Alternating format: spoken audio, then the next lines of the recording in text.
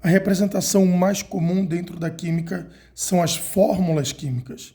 Elas representam todo e qualquer composto, seja ele orgânico, seja ele inorgânico. Os compostos orgânicos, por sua vez, são aquelas substâncias que apresentam como elemento principal o carbono, cujo número atômico é 6 e a massa é 12. Então, para a gente, fica o entendimento que todo composto orgânico ele apresenta carbono. Mas é importante lembrar que nem todo composto que tem carbono é orgânico. A exemplo do CO2, o gás carbônico é um óxido, porque tem oxigênio e mais um elemento, e ele é um composto inorgânico, mesmo tendo carbono. Óxido é oxigênio e mais um outro elemento menos eletronegativo do que ele. Agora a nossa atenção vai para os compostos inorgânicos. Esses compostos inorgânicos eles podem ser moleculares e podem ser iônicos. Compostos moleculares, porque a ligação química predominante nessas substâncias são as ligações do tipo covalente. Quando a gente se refere a compostos iônicos, já é o oposto. É aquele tipo de composto em que a ligação química predominante vai ser a ligação do tipo iônica.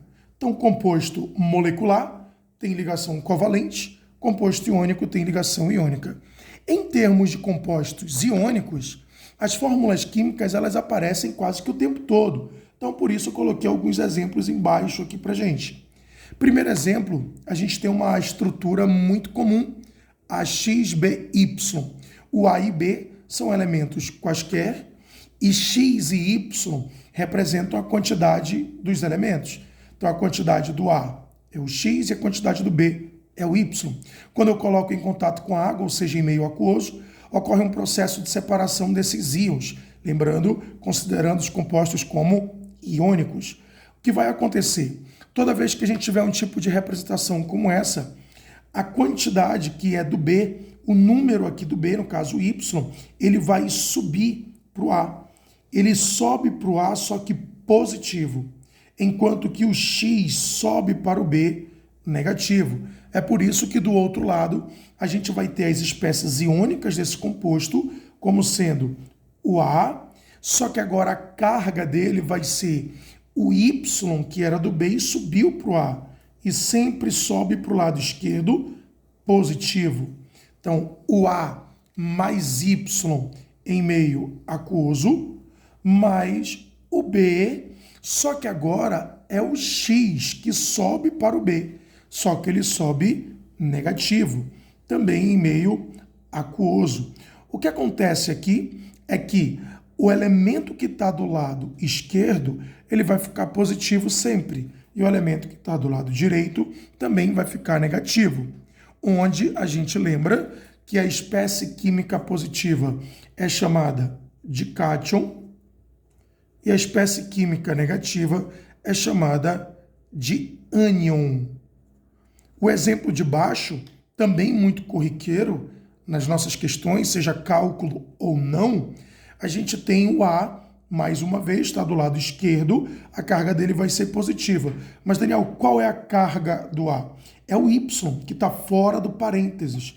O Y ele sobe para o A, só que ele sobe positivo. É por isso que eu vou ter agora o A com uma carga de mais Y, só que ele se encontra em meio aquoso. Lembre que a água é um agente separador de íons, mas agora a espécie química BC, formando um íon composto, BC, só que a quantidade dele, em termos de carga, é o X, que vai subir. O X, que antes era a quantidade do A, ele sobe para o BC, só que ele sobe com uma carga negativa. Então vai ficar X menos.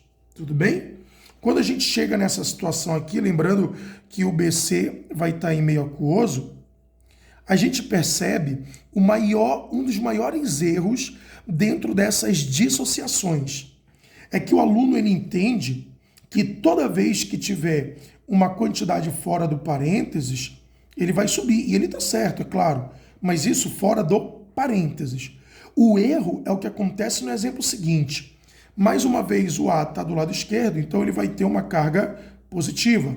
A carga positiva é aquela que vem de fora do parênteses. Só que, Daniel, aqui não tem parênteses. Se não tem, a gente vai colocar o número 1 lá em cima. Por isso que a carga do A vai ser mais 1. Lembrando que o número 1 a gente não escreve, tá? Coloquei aqui apenas por representação. Está em meio aquoso. Mais o BC. O BC, sim, ele vai ter o X subindo para ele com uma carga negativa. Por isso que vai ficar BC com o X menos lá em cima, ou menos X. A gente não escreve o menos X, e sim X menos. E meio aquoso. Então aqui, quando a gente tem mais de 2 átomos, ou melhor, mais de 2 elementos, a gente não coloca a quantidade de fora se ela não estiver fora do parênteses.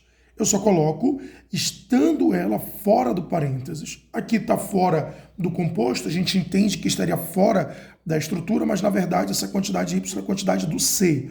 Então só vai subir se estiver fora do parênteses.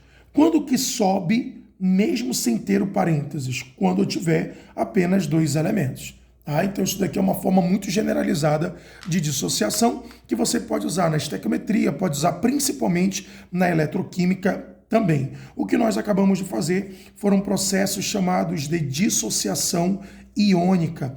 Essa dissociação, a palavra dissociação, nada mais é do que a separação de íons. Iônica, obviamente, lembra íons, dissociação iônica, separação dos íons. Separar o cátion e do ânion dentro do retículo iônico, dentro da estrutura iônica, como espécies iônicas em meio aquoso.